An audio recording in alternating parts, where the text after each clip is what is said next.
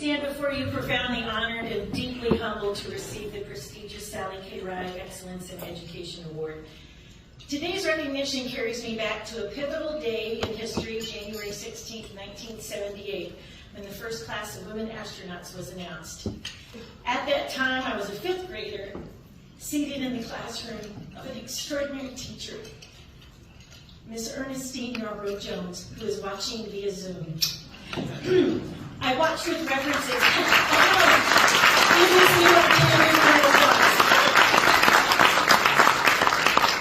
I watched with reverence as Sally K. Ride embarked on her historic journey in June of 1983.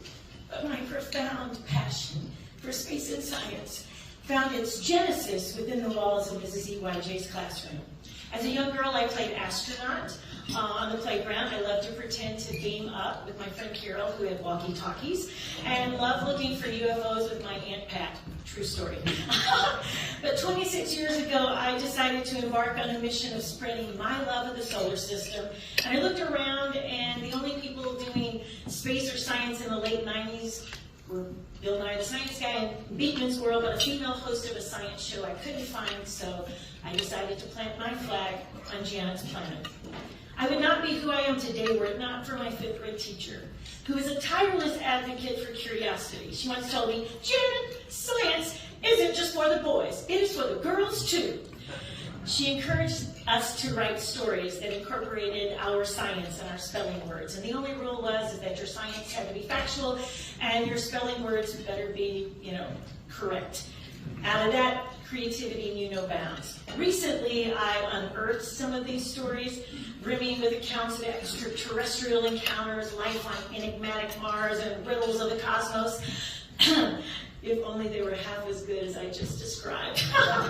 But the fact that I still have those stories, handwritten in pencil, I might add, stand as an enduring testament to the profound influence of Mrs. EYJ on my life.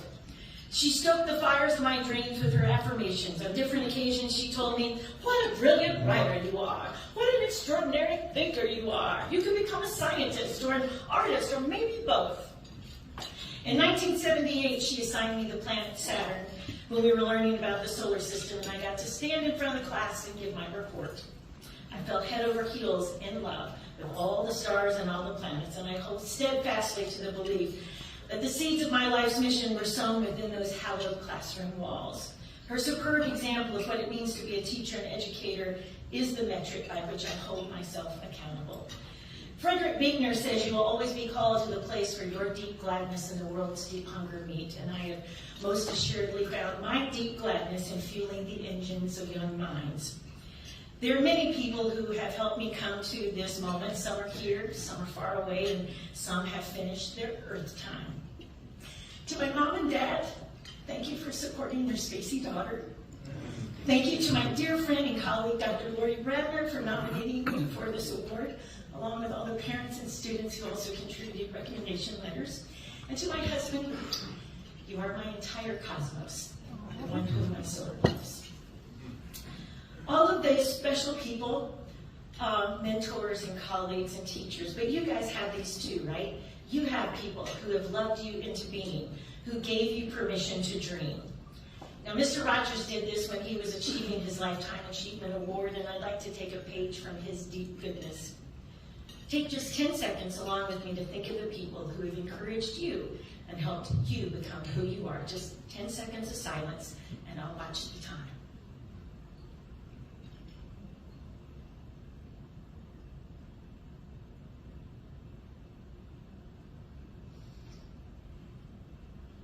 Whomever you've been thinking about, how pleased they must be to know the difference you feel they've made. Sally K. Ride was more than an astronaut. She was a trailblazer, a visionary who saw her example not only as a powerful tool for inspiring young people, but especially girls in the realm of science. I solemnly vow to honor her monumental legacy and her commitment to space education. Thank you truly for this Out of This World award. I share this honor with Ms. EYJ and with all those who embark on the noble journey of inspiring the explorers and innovators of the future and bringing down the stars to all they encounter. Ad Astra.